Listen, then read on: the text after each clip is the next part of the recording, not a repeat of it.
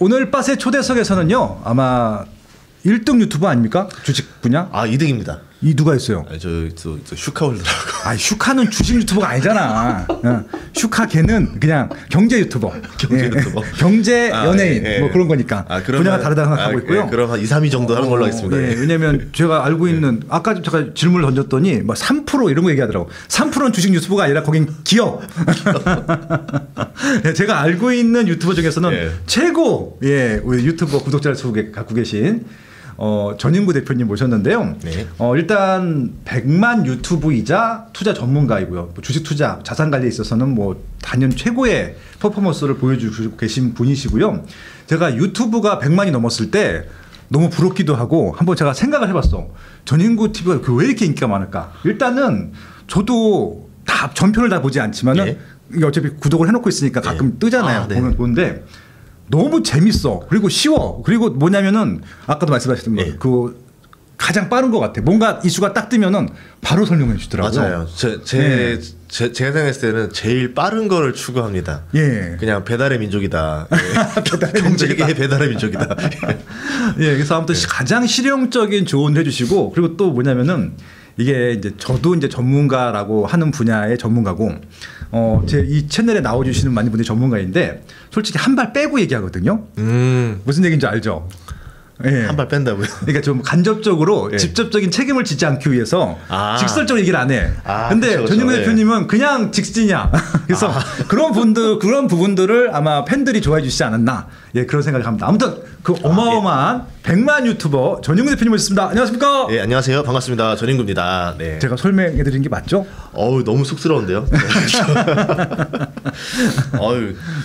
깜짝 놀랐어요. 지금 우선은 제 카메라에 좀 못생기게 나와가지고 제가 아니요, 좀 잘 나오고 있어요. 그 빛이 조명이 여기 되게 좋아요. 게스트들이 예쁘게 나온다고. 그래요? 다행입니다. 아무튼 좀 더 다음엔 좀 더 다듬도록 하겠습니다. 근데 이 헤어스타일은 언제부터 이렇게 하셨어요? 제가 시그니처야 완전히. 이게 옛날에는 제가 좀 곱슬이 심해서 그렇죠. 매직을 하고 다녔었어요. 매직을 쭉쭉 피는 거. 근데 매직도 미용실마다 다르더라고요. 제 머리를 태우는 데가 있고 안 태우는 데가 있어요. 그래서 머리 잘한다 그러면 부산까지 가서 했었어요. 진짜?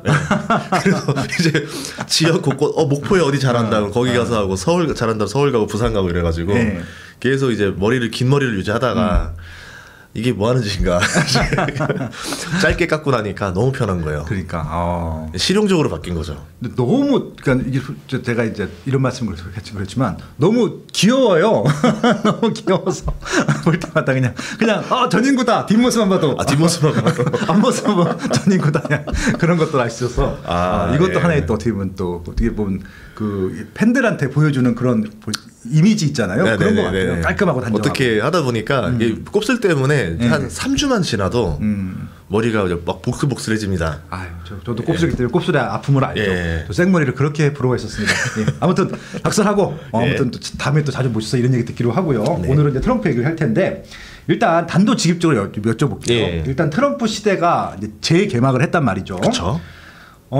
이제 취임한 지 하루 이틀 정도 됐는데 우리나라 경제와 주식시장에 영향이 있습니까? 있죠. 이제 아마 제 생각에는 많은 걱정이 됩니다. 걱정이 된다. 마치 이제 군대에 떠나보내는 엄마의 마음처럼. 갑자기 저는 진짜 군대 갔거든요, 아들이. 진짜요? 갑자기 마음이 뭉클해지네. 그런 느낌이에요. 그러니까 이게 무탈해야 될 텐데 혹시라도 뭐 이런 우려가 있지 않을까. 거기가 좀 춥다는데 옷은 잘 입나 뭐 밥은 잘 먹나 이제 이런 것처럼 트럼프가 지금 이번 취임 연설부터 들어보면은 시작부터 설마 했던 것들을 다 말로 질렀어요. 맞아요. 그러면 보여줄 수 있는 거는 최대한 빠른 시간을 보여주겠다라는 거고 그 이유 중에 하나가 트럼프한테 주어진 시간이 별로 없습니다. 4년밖에 없어요. 그렇죠. 연임이 불가능하기 때문에 그래서 4년 안에 하려면 레임덕이 들어오기 전에 모든 걸 끝내놔야 돼요. 그럼 1년 차에 모든 걸 해야 되는 것도 있고 트럼프라는 사람이 이게 심리적으로 계산을 해야 되는데 바이든에 대한 굉장한 뭐라 해야 될까? 뭐랄까 비즈니스적 질투가 있어요. 아, 비즈니스적 질투. 일기 때 트럼프 정책을 보면은 오바마에 대한 질투를 보여줬어요. 그러니까 오바마보다 내가 더 높은 어떤 공적을 보여야 돼 하면서 오바마에 좀 반대되는 행위, 오바마보다 더 높은 실적을 원하면서 쪼았는데 네.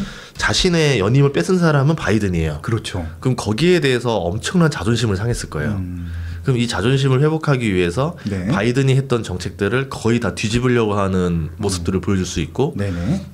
바이든 때 보면은 이제 동맹국들을 가지고 좀 지원을 하고 하면서 이제 중국을 조이기 전략을 썼었는데 이 동맹국들과 함께라는 거였던 건데 이제 트럼프 같은 경우는 그거랑 달라진 거죠. 동맹국도 내놔. 돈을 내놔 이렇게 되면서 이제 아마 좀 많이 우리가 생각했던 그 4년가의 방식이 좀 많이 다르지 않을까라고 생각을 합니다. 일단 바이든하고는 완전히 다를 것 같고 네. 밀어붙이는 거라든지 네. 이것도 이제 어떻게 보면 굉장히 말씀 듣고 보니까 확 감이 오는 게 네. 뭔가 좀 서두르고 뭔가 한꺼번에 쏟아내는 느낌이 들었던 게 시간이 없기 때문에 그래요. 시간이 없어요. 왜냐하면 시간이 지날수록 몇 년만 버티면 트럼프 시기 간다라 생각할 거 아니에요. 그렇죠. 말도 안 들을 거 아니에요, 그럼 진짜 힘들기네. 그래서 트럼프 같은 경우는 지금 공포를 보여주는 게 이거예요. 하루 만에 이거를 다 내보낼 정도로 오늘도 아까 속보 떴더라고요. 중국에다가 2월부터 이제 일반 관세 10% 부과하겠다. 그 설마 하는 것까지 다 얘기를 했는데 증시는 또 별로 신경을 안 써요. 이제 선반영이 된 겁니까? 그럼 어떻게 된 겁니까? 이게 선반영이라기보다는 제 생각에는 그냥 좀 안 믿는 것 같아요. 이 자체를. 뭐, 설마? 이런 거예요? 그리고 이거가 나오는 효과에 대해서 증시가 지금 뭔가 어떤 또 다른 기대감을 갖는 것 같아요. 원래 1월 달은 증시가 많이 오릅니다. 일반적으로. 네네. 예, 그런 것들 영향이 있는데 이제 서서히 뭔가 이제 기대감보다는 이런 것들에 대한 데미지가 누적으로 쌓이게 되면서 네네. 조금 부담스러워하지 않을까 이렇게 보고 있어요. 그럼 일단은 뭐 여러 가지 질문들이 지금 계속 연관해서 나오게 되는데 제일 이슈가 됐던 게 지금 말씀하신 대로 중국의 관세 그리고 이제 어저께인가는 멕시코, 캐나다 그냥 관세 사인하고 시작했잖아요. 그러면 이게 관세라고 하는 게 결국은 이제 들어오는 물건에 대해서 더 가격을 엎는 거 아니에요, 세금만큼. 그러면 이게 가격이 올라가잖아요. 이게 인플레이션이잖아요. 맞아요. 이거 어떻게 되는 건가요, 그러면? 그 데이터가 하나 있는데요. 그 1기 때 또 관세를 이제 부과를 하면서 올라갔잖아요. 네네.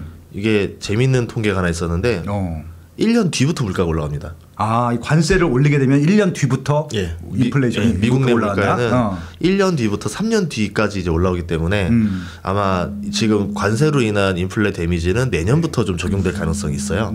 예, 이제 그래서 그것들이 생각보다 좀 크지 않을까라고 보고 있고 캐나다랑 멕시코를 두드린 이유가 있습니다. 이 두 가지 이유인데요. 캐나다랑 멕시코는 원래 관세가 없는 국가였잖아요. 예전에 예전으로 치면 나프타 뭐 이렇게 해가지고 북미 그렇죠. 북미 권역 이렇게 됐는데 가장 아끼는 자식들까지 관세를 때릴 정도면 자기 마음에 안 드는 미국에 반대되는 국가들은 그냥 다 그 이상의 부과할 수 있다. 공포심을 주는 거죠. 아, 전 세계를 대상으로 그냥 보여준 거네요. 쇼잉을 해준 거네요. 내가 제일 가까운 애기들도 이렇게 지금 두드리는데 너희들이야 못 두드리겠어? 이렇게 되면서 이제 좀 공포감을 준 거고 캐나다랑 멕시코의 공통점이 있습니다. 뭐죠? 중국이 많이 잠식을 했어요. 중국을 또 대비한 그런 것도 있었구나. 캐나다도 그렇고 멕시코도 그렇고 이제 중국의 거의 전진 기지화가 많이 돼 있는 상태거든요. 이제 캐나다의 원자재도 중국이 많이 장악을 했고 예전에 뭐 캐나다 뭐 선거나 뭐 캐나다 이런 쪽도 중국의 영향을 많이 받아서 예전부터 한 몇 년 동안 계속 뉴스에서 막 이제 계속 이제 중국 좀 제발 우리 정책 그만 관여해라. 캐나다도 맨날 그런 얘기 많이 할 정도로 그랬었고 멕시코는 아예 중국의 택가리 공장이 돼 있죠. 예를 들어서 이제 중국에 대해서 뭐 규제를 하고 뭐 해봤자 그냥 멕시코로 원자재를 반 제품을 보내서 멕시코에서 조립을 해서 미국으로 들어가면 세금이 없었던 거예요. 그러니까 중국도 나름대로 이렇게 또 루트를 찾은 거였네. 그렇죠. 그런데 이제 트럼프가 했던 말 중에서 하나 뭐였냐면 되게 중요한 것 중에 하나는 펜타닐입니다. 이제 펜타닐이라 그래가지고 펜타닐 극소량의 마약이에요. 이게 이제 2.0으로 바뀌었어요. 이제 예전에는 뭐 우리 그 수리남 이런 데서 보면 코카인이니 뭐니 이런 거 있었잖아요. 얘가 이제 약효가 50배에서 100배가 더 강해요. 그러면 100알 정도 가져갈 거를 펜타닐 한 알이면 끝나는 거예요. 근데 이 펜타닐의 원재료, 전구체 재료를 만드는 곳은 중국입니다. 중국이 이거를 멕시코로 수출을 해줘요. 재료만. 그럼 멕시코에서 조립을 다 해가지고 다 만들어서 멕시코 카르텔 있잖아요. 얘네가 만들어서 미국으로 집어넣어요. 미국으로 집어넣는데 지금 미국에서 사망하는 사람이 작년에만 약물로 사망한 사람이 11만 명 가까이 됐거든요. 맞아요. 예, 저도 봤어요. 그리고 20, 30대만 죽습니다. 20, 30대 위주로 또 많이 데미지를 먹고 있고 값이 또 싸고 이러니까 이 마약이 빠르게 잠식되는 거죠. 근데 트럼프 역사를 보면은 자기 형이 알코올 중독으로 사망했습니다. 그러니까 그 진짜 그래서 자기도 술 잘 먹게 생겼는데 술 안 먹잖아요. 애들 교육시킬 때도 뭐 노 알코올, 뭐 노 드럭 뭐 이런 거 강의하는 거 봤었거든요. 맞아요. 그런 상태이기 때문에 미국을 병들게 하는 게 자기는 이제 이 펜타닐이라 봤던 거죠. 근데 이 펜타닐을 가지고 캐나다, 멕시코로 우회 수출을 해서 미국으로 하고 마치 미국한테 지금 아편 전쟁을 하고 있다.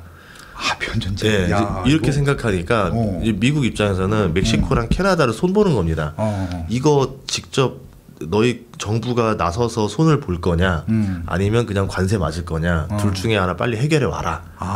이게 또 그런 또 딜이 있었군. 딜이네요. 그러면. 그래서 결정적으로 펜타닐에 대해서 어떤 그 원천 차단을 해버리면은 아마도 이제 관세에 대해서는 봐주겠다 이런 거죠. 그러니까 관세를 먼저 때리고 조치를 하면 풀어주겠다. 이런 요소를 볼 수 있어요. 근데 바이든도 이런 사실을 알고 있었잖아요. 근데 왜 통제를 안 했죠? 바이든 예전에 바이든 당선 때 관련주가 뭔지 아세요? 뭐였어요? 대마초 관련주. 대마 관련주. 나 진짜 솔직히 나 이번에 12월 달에 미국을 갔다 왔어요. 미국 서부 쪽을 갔다 왔어요. 그러니까 미국 서부는 흑인들도 별로 없고 백인들이 많고 그쪽이 이제 민주당 밭이에요. 그렇죠. 근데 이쪽 뭐 텍사스라든지 이쪽 그 보수당 밭에서는 좀 덜 그런데 민주당 밭은 좀 자유롭잖아요. 그러니까 마약하고 동성애 이런 게 많다 보니까 그런 사람들이 다 온 거야. 인구가 최근에 급증한 거예요. 바이든 때. 그런 이유가 있는 거잖아요. 그러니까 보면 다 노숙자가 진짜 많거든요. 근데 그 노숙자 중에 대부분은 또 마약 취해 있는 사람들이라고. 제가 미국에 갔을 때 슈퍼마다 가드가 다 서 있어요. 맞아요. 슈퍼마다 가드 서 있어요. 맞아요.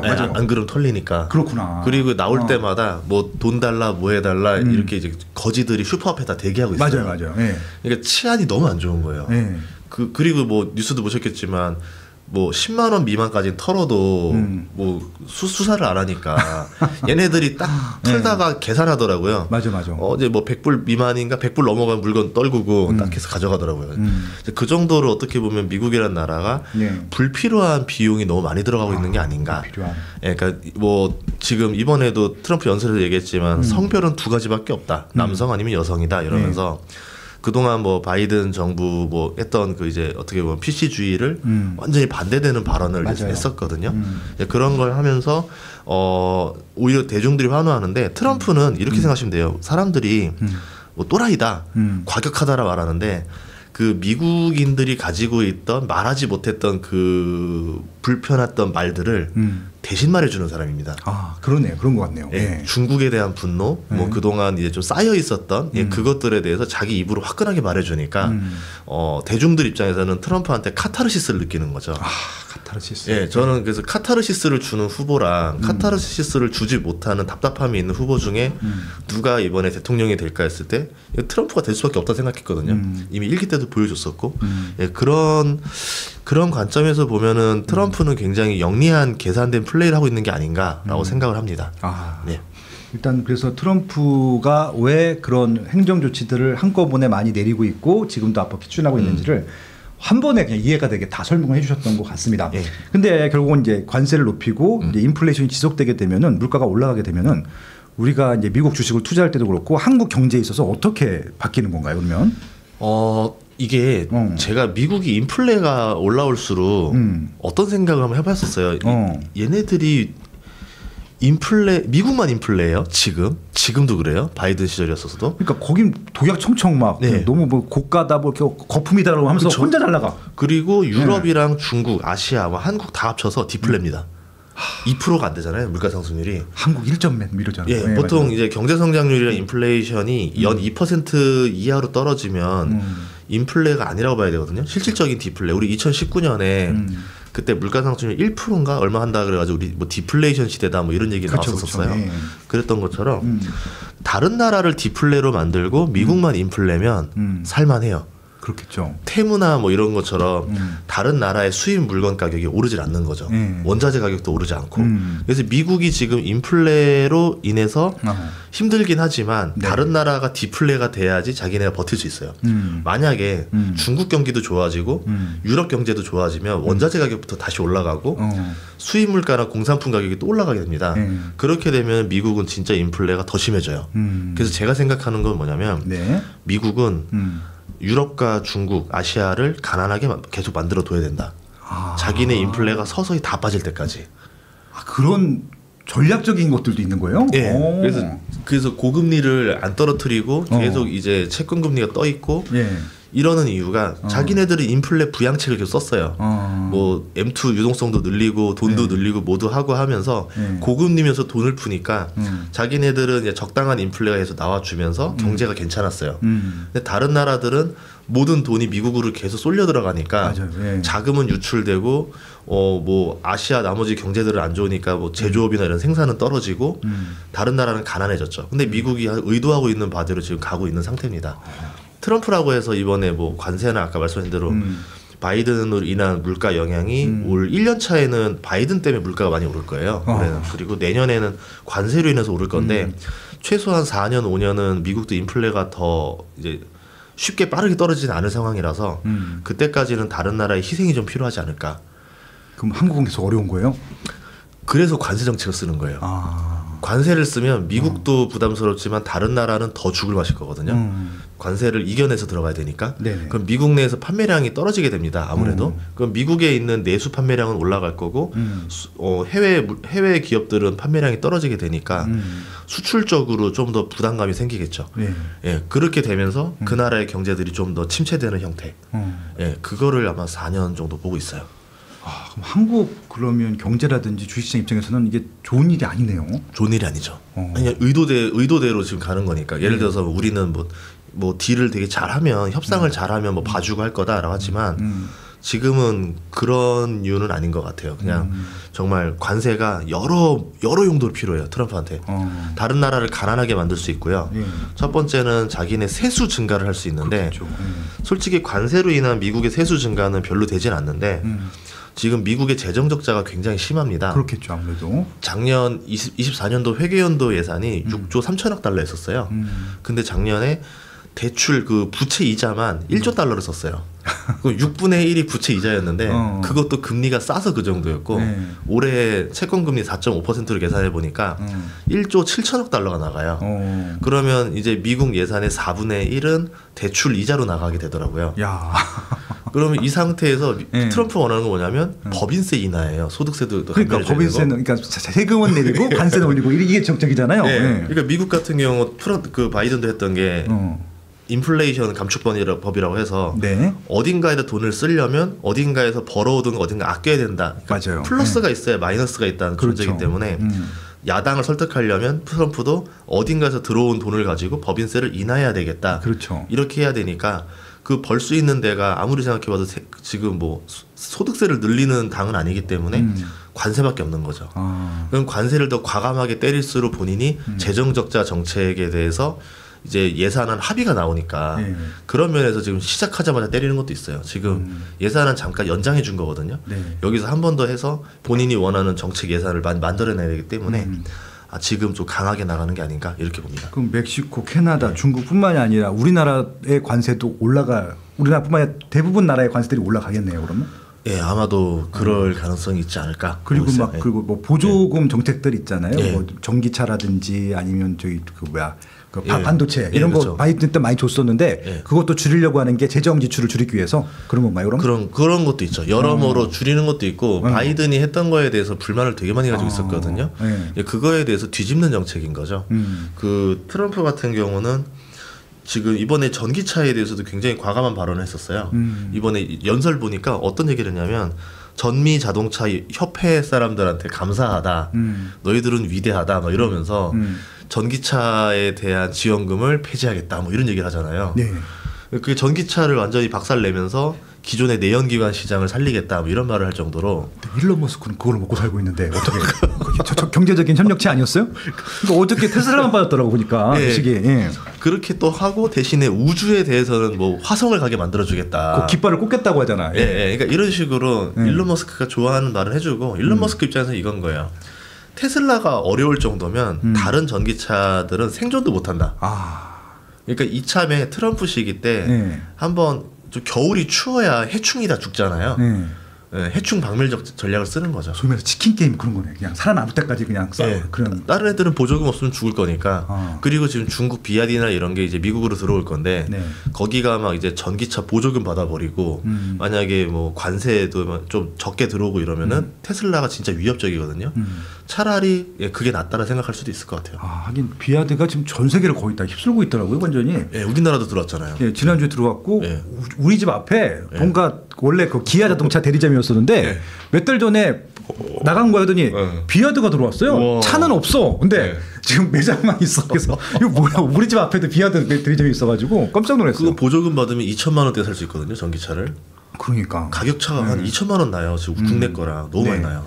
그러니까 가격 경쟁력으로는 한국에 이길 수가 없겠다는 생각이 아무튼 그런 또 중국을 또 견제하려고 비아드를 견제하는 그런 거겠네요. 자기 살도 깎아가면서 상대방을 더 죽이는 그런 정책이 되게 되네요. 네, 왜냐하면 이제 테슬라의 장점은 이제 자율주행인데 그렇죠. 자율주행까지는 시간이 좀 걸리잖아요. 그렇죠. 그때까지는 좀 버텨줄 수 있는 전략이 오히려 그게 더 낫지 않을까 이렇게 판단할 수도 있을 것 같아요. 네. 그러면은 야 이거 한국 그러면 일단 작년까지는 그래도 현대차, 기아차가 꽤 많은 수출을 해서 일조 해줬잖아요. 반도체가 살짝 주춤해도 올해부터는 어떻게 좀 그것도 좀 주춤해줘야 되는 거, 주춤해지는 건가요? 오히려 저는 현대 기아차가 그래도 괜찮다라고 보거든요. 제가 생각하는 기준에서는 현대 기아차의 적은 어차피 테슬라가 아니에요. 그리고 전기차 시장에서만 보자면은 이미 벌써 거의 중국을 빼고 나면 테슬라 거의 다음까지 왔다 보거든요. 뭐 유럽에서도 그렇고 미국에서도 그렇고 그렇게 할 수 있었던 이유가 도요타가 헛발질을 했어요. 도요타가 정말 빠르게 전기차에 들어갔으면 항상 이제 그 한국 시장 외에서의 경쟁사는 도요타와 혼다입니다. 현대기아의 그렇겠죠. 근데 그 적수들이 전기차 시장을 못 들어오면서 혼자 다 먹었어요. 그러니까 토요타가 프리우스 나왔을 때만 하더라도 얘는 획기적이다 그랬었는데 거기서 끝나더라고. 더 이상 안 들어가더라고요. 그러니까 수소차로 전략을 잘못 잡았었던 거죠. 이게 현대도 원래 처음에 수소차를 밀려고 하다가 넥소. 이게 아무리 계산해봐도 제가 수소를 알아보니까 나라에서 보조금 받는데 수소 충전이 휘발유보다 비싸요. 그래요? 그러니까 친환경인데 더 비싸요. 우리 신한은행 그 무슨 센터장님이 계세요. 유명하신 분에서 그 형이 이제 자기 넥소 뽑았다면서 공짜래. 그래서 처음에 공짜 1년 동안 공짜였어요. 지금도 비싸요? 비싸요. 이게 뭐냐면 갖고 계시나 모르겠네. 1kg인가 이렇게 당 이제 일본이랑 한국이 10,000원대 정도 됩니다. 이 가격을 내릴 방법이 없어요. 이 가격을 계속 떨어뜨려야 되는데 이게 한 2,000원, 3,000원까지는 떨어져야 우리 전기차랑 그 이제 가성비가 비슷해지는데 뭐 친환경이라고 하는데 연료비는 비싸고 충전소는 적고 인프라는 적고 다른 나라는 이미 전기차가 대세가 돼가지고 갔는데 수소차를 밀어붙이자니 이 나라 안에서밖에 안 될 것 같고 상용차 쪽으로 시장으로 들어가려고 하는데 그마저도 그렇게 막 좋은 뭐 뉴스들이 안 들어온 거죠. 현대기아는 그래도 재빨리 전기차까지 동시에 들어가면서 먹었는데 도요타는 여기서 더 밀어붙이던가 아니면 멈추다가 안 됐던 거죠. 그때 도요타 사장이 어떤 말을 했었냐면 전기차는 매력이 없다. 엔진이 뛰는 심장 소리에 대한 그 아날로그 감성이 없다 이러면서 지금 그런 시절이 아닌데 포인트를 잘못 잡으셨더라고요. 그래서 저는 조금 힘들긴 하지만 그래도 잘 될 거라 봅니다. 그 미국의 공장도 많이 지어놨고요. 그렇죠. 최근에 또 1조 이상 뭐 투자한다고 또. 근데 그러면 미국에서 짓는 것들에 대해서는 이제 미국의 견제는 덜 받는 건가요? 관세가 되게 재밌는 게요. 우리 국세청에서 뭐 약간 뭐 납부 못한 사람들 보면은 그 세무관이랑 이렇게 좀 딜을 하잖아요. 깎아달라. 돈 없다. 뭐 이러면 좀 깎아주는 것처럼 관세도 깎아줍니다. 대표적으로 트럼프 1기 때 강관업체들이 이제 셰일 업체들이 많이 늘어나니까 트럼프 때문에 그래서 이제 수출이 많이 늘어나면서 관세를 많이 부과받았어요. 우리나라 이제 철이나 이런 특수강에 대해서는 관세를 많이 부과하는 이유 중에 하나가 뭐 철강 쿼터도 있겠지만 그 전기료가 저렴한 상태로 들어가니까 미국 대비 좀 불합리하다. 전기 보조금 아니냐 이래가지고 이제 이렇게 두드려 맞는데 그때 이제 상계 관세를 두드려 맞았었는데 어떻게 딜을 했냐면 미국에 공장 짓겠다. 그래서 깎아주더라고요. 그 뒤로 이제 공장을 지었죠. 그래서 이번 때는 뭐 미국에 공장이 있는 상태이기 때문에 관세를 이렇게 할 수가 없어요. 그래서 미국에 공장을 짓겠다고 한 회사는 관세를 깎아주고 아닌 회사는 관세 그대로 세게 때리고. 근데 뭐 약간 현대기아 같은 경우는 현대제철 공장부터 미국에 짓겠다라고 해놨고요. 아예 그냥 철 상태부터 철부터 시작해서 그냥 다 들어가겠다. 이렇게 되니까 일관된 형태가 들어가니까 여러모로 그래도 낫지 않을까라 생각합니다. 이게 당장은 수익성이 좀 안 좋을 수도 있는데요.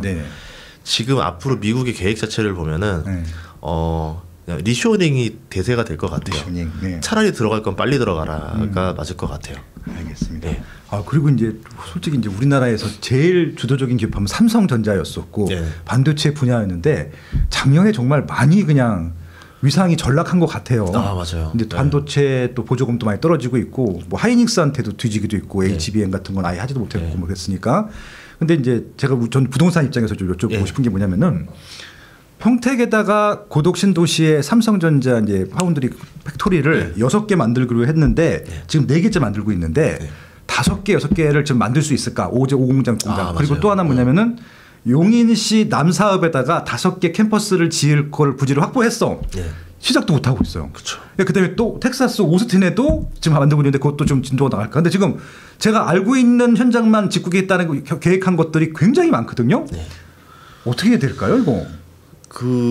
얼마나 고민했겠어요. 기업가 입장으로서는 상황이 안 좋아지는 정도로 지켜보면서도 그 공장 짓는 거를 포기하지 않았을 겁니다. 이제 그 발표가 났다는 순간부터는 이제 거의 시인을 한 거죠. 너무 힘들다라고 한 건데 지금 제가 보는 거는 반도체가 제일 큰 문제가 미국만 좋아서 그래요. 그러니까 지금 중국도 엄청난 반도체 수입국이었었는데 수입국에서 생산국으로 바뀌었어요. 지금 중국의 반도체 기술이 DDR 지금 뭐 5가 주력인데 DDR4까지 따라왔어요. 이제 1년 반 정도 얘기하는데 좀 있으면은 DDR 뭐 메모리 시장에서는 15%까지 점유율을 찍는다고 하더라고요. 원래는 3개 회사밖에 없었던 시장에서 창신 메모리가 하나 또 들어오는 거예요. 숟가락을 얻는데 앞으로 중국의 그 시작이 된 거죠. 처음에는 좀 기술력이 낮은 거 먼저 들어와서 싸게 팔고 이제 치킨 게임을 걸다가 그렇게 쓸어 담은 돈으로 이제 계속 기술 업그레이드 해가지고 그 다음에는 이제 그 한국에 있는 기술에 똑같은 제품을 내놓고 기술 격차를 좁혀나가기 시작하겠죠. 가격은 더 싸고 그 다음부터는 가격을 더 세게 후려칩니다. 그러면 원래 반도체라는 게 기술을 먼저 앞선 다음에 비싸게 파는 구간, 상대방이 따라오기 전까지 한 1년에서 1년 반 동안 비싸게 팔아서 한 수백조 원의 수익을 낸 다음에 다시 또 기술 투자해서 또 업그레이드하고 이렇게 가야 되는데 수십조 원을 계속 투자해야 되는 사업이에요. 그렇게 했던 사업이 비슷한 게 하나 있습니다. 디스플레이라고. 그렇죠. 결국은 디스플레이를 뺏겼죠. 지금은 뭐 거의 유명무실화가 됐죠. 중국의 BOE가 이제 장악을 해버렸는데 창신 메모리고 이제 이런 거 보면 그 나라가 중국의 나라가 전사적으로 그냥 키우겠다 하고 보조금을 태워서 메모리를 살리는데 이 메모리는 지금 미국과 전쟁을 해야 돼요. AI 전쟁이잖아요. 그럼 당연히 필요한 거고 이제 앞으로 규제할 게 뻔히 보이기 때문에 수단과 방법을 가리지 않고서라도 만들려고 합니다. 근데 이 생각을 해봤어요. 반도체의 원료는 무엇인가? 중국에 거의 다 있어요. 히토리부터 시작해서. 그러면 기술이 없었던 건데 그럼 기술은 어디서 나는가? 사람한테서 나더라고요. 그럼 중국에 반도체 공장을 가 보면은 한국인 말밖에 안 들려요. 다 빼갔구나. 다 빼갔죠. 그러면 그 창신 메모리라고 해서 DDR5 못 만들란 말은 없죠. 이미 만들던 사람들 데려가서 만들고 있으니까. 그래서 제 생각에는 이러다가 어느 속도가 붙어지는 순간부터는 우리가 생각했던 DDR5부터 이제 후려치기 들어오고 HBM도 후려치기가 들어올 건데 이거를 끊어주려면 미국밖에 없습니다. 이거를 어떻게 끊어주면서 이제 나갈 수 있느냐 아마 이런 문제가 좀 있지 않을까. 그러면 HBM 정도 시장으로 넘어가서 완전히 이제 체제 전환을 해야 되는 수밖에 없는데 예전에 디스플레이 시장도 그랬던 것 같아요. LED를 중국에 뺏겼으니까 OLED로 승부를 봐야 된다라고 하지만 그 HBM 시장이 만 들어가고 D램 시장을 내줄 수는 없잖아요. 또 네. 그런 점에서는 조금 조금 아쉬운 것들이 있어요. 뭐 공장은 채울 수는 있겠죠. 근데 이제 옛날처럼 그렇게 막 폭발적인 독점력을 가져가지 못하니까 왜냐하면 중국에서 안 사줄 거 아니에요. 자기네 만들어내니까. 예. 그래서 경기가 좋은 타이밍이 한 번 올 것 같은데 그때는 반등이 올 것 같고 그 다음 사이클은 모르겠어요. 그러니까 이번 사이클까지는 삼성전자 하이닉스 좋을 것 같은데 네. 다음번에는 기술력에서 좀 걱정이 좀 됩니다. 예. 그럼 뭐 웬만한 분야들은 중국이 다 어떻게 뭐 자기들이 다 갖고 가고 있어서 예. 점유율도 갖고 있어서 그러니까 중국이 1등하는 게 굉장히 많더라고요. 엄청 많아요. 네, 난 당연히 우리나라 1등인 줄 알았더니 네. 거의 다 갖고 왔더라고요. 그러니까 뭐 조선도 그렇고 네. 반도체도 그렇고 지금 자동차도 그렇고. 네. 우리나라 사람들이 좀 어떻게 보면 좀 아쉬운 것 중에 하나가 중국 무시하고 일본 무시하고 미국 무시하는 사람은 한국인밖에 없다고. 그러니까 다들 대국들인데 좀 걱정돼요. 그래서 좀 두려워하고 대책을 준비해야 되는데 네. 그럴 리 없어라고 단정 짓고서는 대책을 안 준비하니까 맞아요. 이번처럼 당하는 거죠. 그러니까 지금 중국은 미국도 이렇게 좀 어떻게 보면 미리 대비하고 걱정하고 우려를 하는 국가인데 한국만 진짜 뭐 중국에 대해서는 거의 무방비인 것 같기도 하고 네. 그런 것 같기도 하네요. 예, 아무튼 좀 트럼프 시대를 맞이해서 여러 가지 좀 이렇게 섹터별로 여러 가지 좀 사항들을 이제 여쭤보고 있는데 그럼 결국은 이 주식 시장은 좀 트럼프 시장 4년 정도 보면은 미국 시장은 계속 좋은 건가요? 한국 시장은 안 좋고? 아 미국 시장도 제가 재밌는 데이터 하나 말씀드릴게요. 예. GDP가 되게 중요해요. 미국 경제가 좋았던 이유는 고금리기도 한데 유일하게 또 고성장을 했어요. 그렇죠. 고성장이라고 해봤자 미국은 원래 일반적으로 GDP 2%가 목표인데 2.5 막 이렇게 올라왔거든요. 그러니까 무슨 개발도상국처럼 막 올라가 막 선진국이에요. GDP가 왜 올랐을까 제가 고민을 해봤어요. GDP는 뭐냐면 그 뭐 여러 가지들이 다 들어가지만 아주 원초적인 베이스만 생각하면 노동자 수 곱하기 월급이에요. 그렇겠죠. 그럼 노동자 수가 늘어나던가 월급의 부가가치가 늘어나던가 둘 중에 하나만 되면 되거든요. 그렇죠. 근데 노동자 수가 엄청 늘었어요. 고용률이 좋아졌다 그런 건가요? 요새 보는 거? 불법 이민자가 들어왔죠. 불법 이민자도 카운팅이 되는 거예요? 그러니까 불법 이민자가 들어와서 재밌는 데이터가 있었어요. 2024년에 미국에 근로자가 14만 9천 명이 늘었습니다. 그런데 미국 시민들은 55만 명이 일자리를 잃었어요.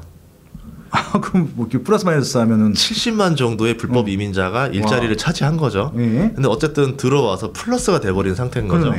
이 불법 이민자들은 보통 뭐 여러 종류가 있지만 그 우리 뭐 한인 식당 뒤에서 설거지 한다던가 이런 식으로 영어 안 써도 되는 사람들. 예, 그 인건비 저렴한 최저시급 안 주고 막 이렇게 하는 친구들이 있었고 이제 들어왔기 때문에 나름대로 인플레이션을 잡아주는 역할도 해요. 그렇겠네요. 대신 반대로 미국의 시민들은 불만을 가지는 거죠. 쟤네들 때문에 내가 지금 일자리 쫓겨나게 된 거다라고 불만 갖는 사람이 55만 명이 존재한다는 거죠.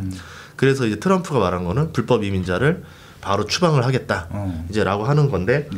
그럼 이 사람들이 계속 빠져나가게 되면은 여러 요소가 발생합니다. 노동자 수가 줄어요. 그렇겠네요. 그러면 그 미국 시민들이 채워야 되는데 미국 시민들이 채울 일들이 아닌 것들 너무 많아요. 항만 노동자, 뭐 뒤에서 설거지하는 사람들 뭐 이런 것들 좀 안 좋아하니까. 그러면 그 아무리 인건비를 올리고 공고를 낸다 하더라도 사람은 뽑히지 않으면서 인건비 인플레이션 발생하는 이게 발생하고 사람들이 뭐 70만 명 정도가 이제 넘어간다 생각해 보면은.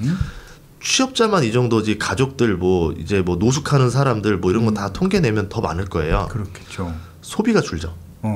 뭐 한 100만 명 이상만 되면은 소비가 뚝 떨어지니까 그 소비가 떨어짐으로 인해서 사람들이 어쨌든 그 경제 동력, GDP의 어쨌든 하향화가 되겠죠. 예, 이런 것들이 발생하면서 좀 안 좋을 거라 보고 있고 또 하나는 이 사람들이 들어와서 결국은 의식주인데 집을 삽니다.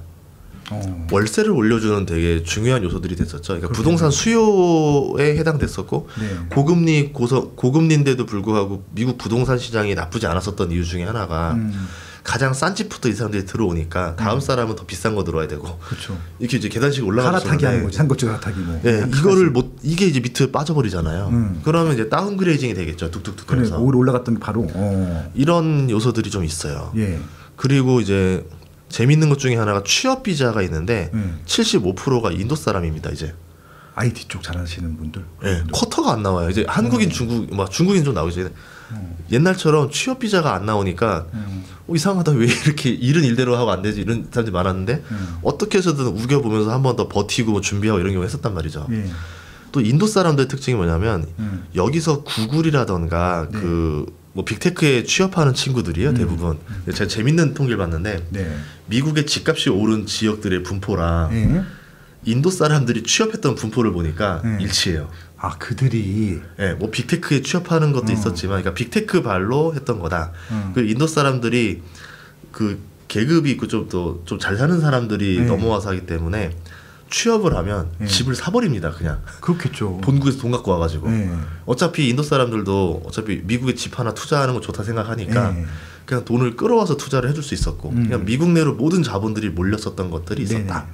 그러면서 부동산이 기본적으로, 미국도 주식시장과 부동산이 별개라 생각하지만 부동산이 이제 끌어올라와 주면서 일자리라던가 여러 산업들이 이제 파생되면서 주식이 같이 올라오고 GDP가 올라오거든요. 그래서 이번에 발생했던 게 코로나 이후로 미국 ETF로 5,500조 원이 들어왔어요.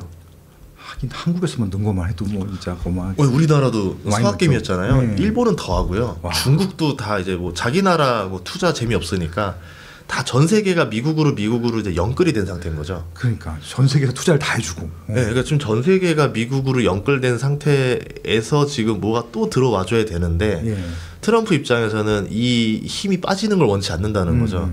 그렇게 되려면은 다른 나라들 투자가 재미가 없어야 되겠죠. 네.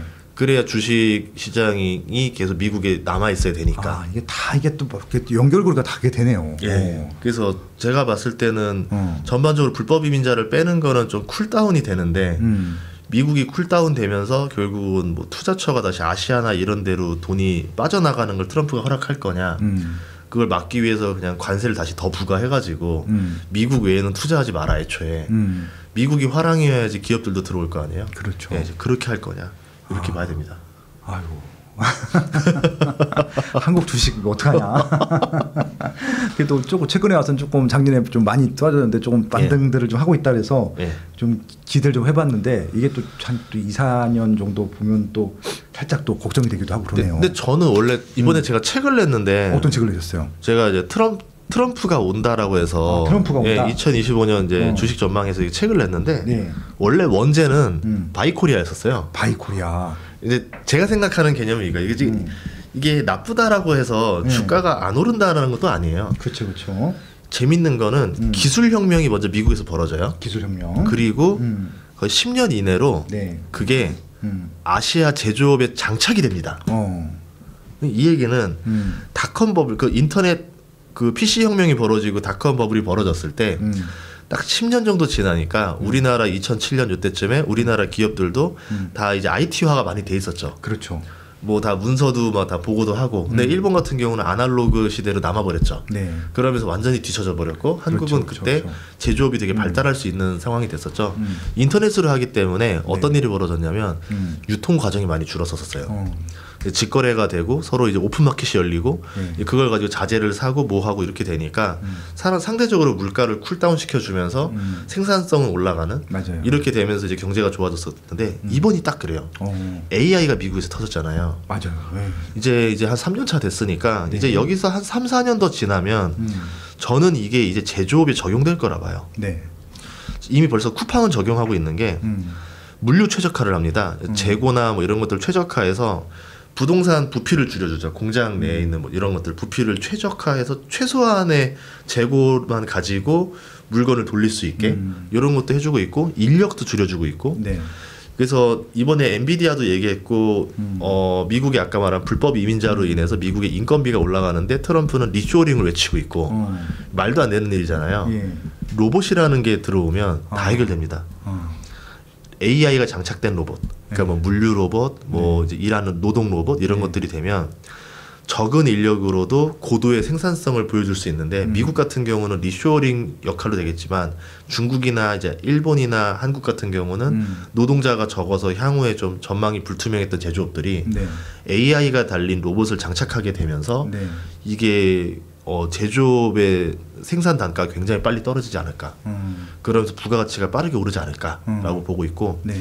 미국이 AI 연구를 어디서 하고 있냐면요. 국방비로 하고 있습니다. 국방비로. 네, 의미가 있겠죠. 왜 미 국방부가 AI 연구 예산을 편성해서 여기서 연구를 하냐면 예. 재밌는 거 산업의 발전을 보시면 예. 먼저 군사용으로 써요. 그렇죠. 막 개발을 해서 AI가 달린 로봇을 만들어내겠죠. 네. 뭐 군사용으로 하든 뭐 하든 활용하면은 그것 때문에 산업 생태계가 열리기 시작해요. 네. 소수가 시작하다가 서서히 이제 그게 어느 정도 이제 기술이 조금 이제 좀 지나고 나면 이거를 이제 민수용으로 돌리기 시작하죠. 민간용으로. 그러면서 생산 규모가 늘어나고 더 이 로봇 단가가 뚝 떨어지게 됩니다. 네. 지금 로봇 단가가 테슬라가 말하는 게 한 3,4천만 원 얘기하는데 네. 사람이랑 똑같은 로봇을 3천만 원에만 구입할 수 있다면 거의 1년 노동비 가지고 평생 우려먹을 수 있는 거 아니에요? 그렇죠. 기름칠만 하고 전기만 보급해주면 끝나는 거 아니야? 네, 그렇게 되면서 제 생각엔 제조업이 진짜 엄청난 혁명이 일어날 것 같아요. 아, 한국 같이 노동, 그러니까 좀 이게 좀 어떻게 보면 공장 일은 이제 안 하려고 하는데, 그러면은 이 제조업에서도 좀 희망이 보이는 거네요. 제조업이 저희도 보면 예전에 뭐 지금 제가 최근에 어떤 거 많이 보냐면 EBS나 이런 데 보면 그 공장들 기계 자동화 해가지고 맞아요. 막 해주는 거 나오잖아요. 광어 회 자동화되는 공장을 봤어요. 광어를 넣으면 회를 턱턱 껍질 알아서 탁탁 벗긴 다음에 딱 세척 다 하고 이렇게 하더라고요. 그러면서 포장만 딱 해서 출고하더라고요. 야. 저 기계 만든 사람은 천재다. 그 기계도 천재인데 그거를 로봇으로 하고 AI로 잡아서 뭐 시세나 뭐 이런 거 다 계산해서 지금은 광어를 뭐 월요일은 100마리만 사오고 수요일은 70마리만 사오고 그럼 버리는 게 없어지니까 최적화가 잡히는 거죠. 그러니까 생선 비린내 싫어하는 사람도 광어 사업을 할 수 있네 이제. 손 안 대고 물 안 맞추고. 야. 그렇게 되면 인력이 적어도 교육을 따로 안 시켜도 숙련된 노동자가 없어도 이 사업을 할 수 있으니까. 아니 하긴 이제 우리 저기 그 어저께 나오셨던 보통 전문가 분이신데 이제 무인 마켓을 운영하시는데 붕어빵도 거의 그렇게 돼 있어요. 기술이 필요 없어. 가능하죠. 원재료가 다 오고 그냥 세팅돼서 조금만 세팅하면은 이게 3분 5분이면 조작이 다 가능. 일반인들도 가능하대요. 그래서 맞아요. 야 그리고 이제 어차피 이게 무인 셀프바기 때문에 알아서 갖고 가고 뭐 알아서 계산하고 카드 놓고 그런 시스템이더라고요. 그렇죠. 그래서 이제 스마트 팩토리라는 게 처음에 한 3년 전, 2년 전에 되게 유행했었어요 우리나라에서. 근데 막상 이제 도입이 못됐던 이유 중에 하나가 비싸서 그랬거든요. 그렇겠죠. 근데 이게 어느 정도 좀 자리 잡고 나면은 기업들이 이제 앞다퉈서 스마트 팩토리화가 될 것 같고요. 스마트 팩토리는 무인 공장이라고 보시면 됩니다. 자재 주문을 AI가 넣어요. 발주를 넣어요. 그렇죠. 발주 넣어서 이제 무인 자동차가 오든 지게차가 오면 알아서 딱 여기다 넣어주면은 알아서 다 분류해놓고 공장에 세팅되고 전 생산 과정이 출고까지 사람이 안 들어갑니다. 그럼 사람 한 명이 그냥 집에서 패드로 관리하는 거예요. 마치 스마트팜 하듯이. 그렇겠네. 예, 그러면 이제 뭐 중소기업 공장들 뭐 원래 한 10명 정도 쓰던 공장들도 스마트화 되면은 아마 우리나라 제조업이 오히려 죽지 않고 영원할 수 있지 않을까. 그러니까 이제 그 농촌의 인구들이 많이 줄었는데도 생산성 그대로 유지되는 게 다 그런 거잖아요. 제 친구도 이제 그 전주 옆에 있는 완주에서 돼지 농장을 하는데 6,000마리를 키워요. 직원이 2명이야. 기계로 다 해. 그러니까 이게 척척척 해갖고 똥도 쳐주고 이거 지프로에 알아서 까주고 그다음에 알아서 이제 그게 뭐 한 몇 개월 되면은 또 도살장으로 가잖아요. 그걸 척척척척 기계로 하는 거예요. 이 친구 맨날 야구하러 다니고 막 이래. 와. 그러니까 야 진짜 이제 대규모 그 시대가 열리는 것 같아요. 지금 농업이 그렇게 됐잖아요. 그렇죠. 미국의 디어앤코라는 회사랑 우리나라 대동이라는 회사가 있는데 농기계가 AI에 장착이 됐습니다.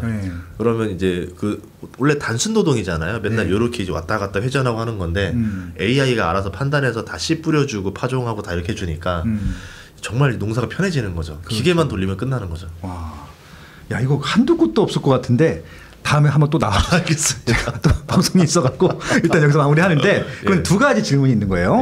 하나는 그러면은 이제 모든 게 다 기계화 되면은 사람들은 뭐 먹고 사냐? 그거 하나 일단 질문을 드릴게요. 그래서 계속 개발자들 AI 최정점에 있는 분들이 매번 하는 말이 있습니다. 기본소득. 그래서 기본소득 이제 한마디로 인류가 필요가 없다. 잉여가 돼버리는 거예요. 잉여인간. 그러니까 결국 소비를 하는 사람으로만 남고 생산자로 남지 못하기 때문에 그쵸. 저는 아마 굉장히 많은 우울증이 올 것 같아요. 인류가. 네.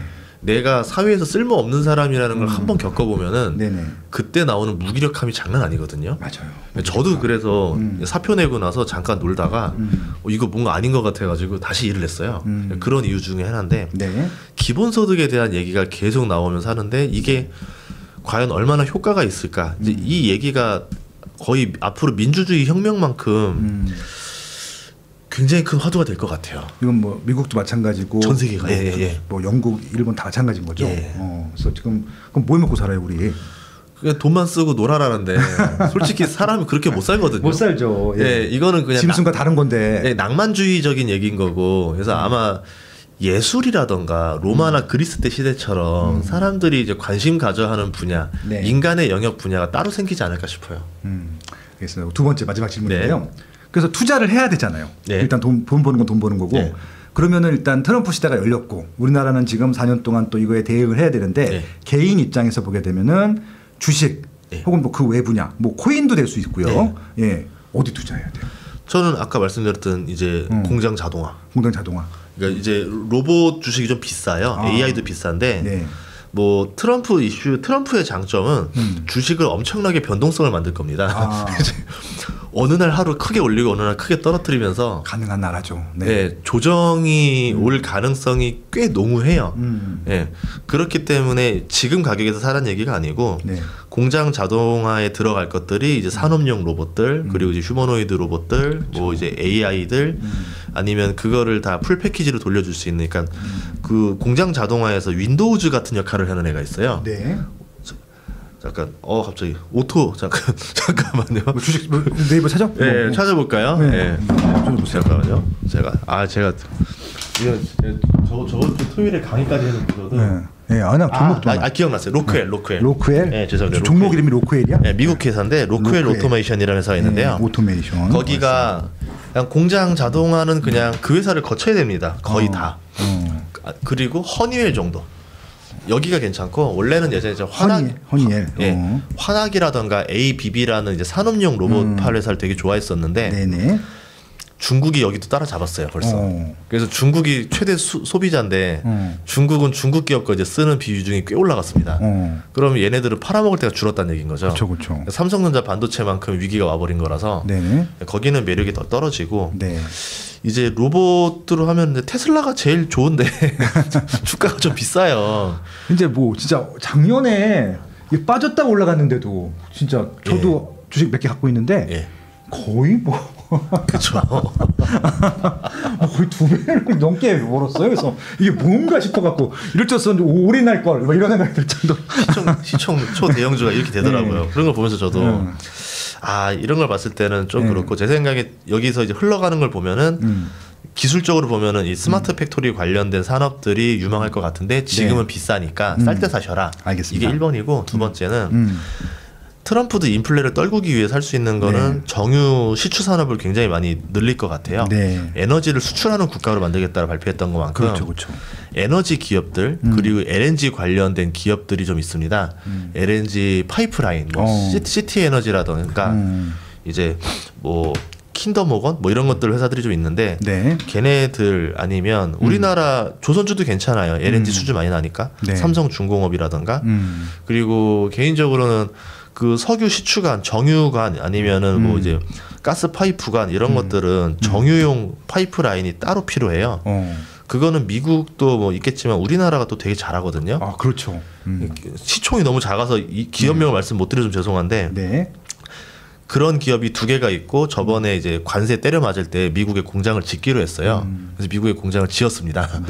그래서 관세도 피할 수 있으면서 앞으로 이제 정유 시추가 늘 때마다 파이프라인은 계속 늘어날 건데 그때 우리나라 제품이 계속 들어가게 될 것 같아요.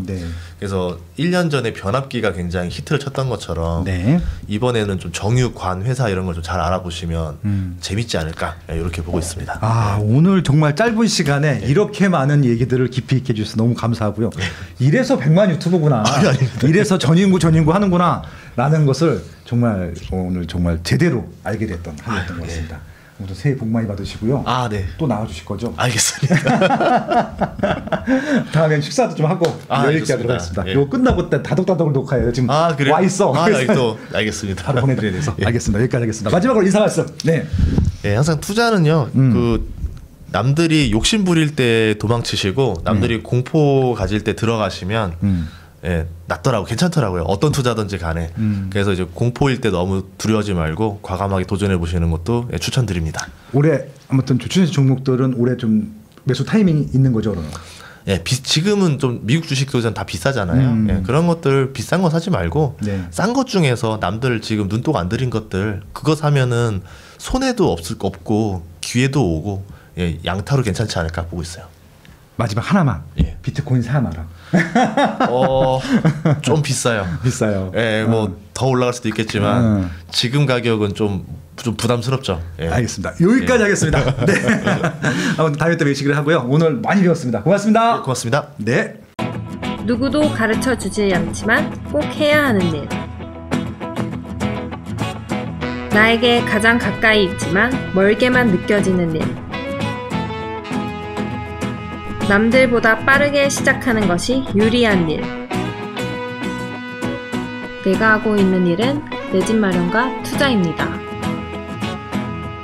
교통망, 상가, 입지, 세금, 청약. 나는 이 모든 일을 스마트 튜브 경제 아카데미에서 시작하고 있습니다. 스마트 튜브 경제 아카데미.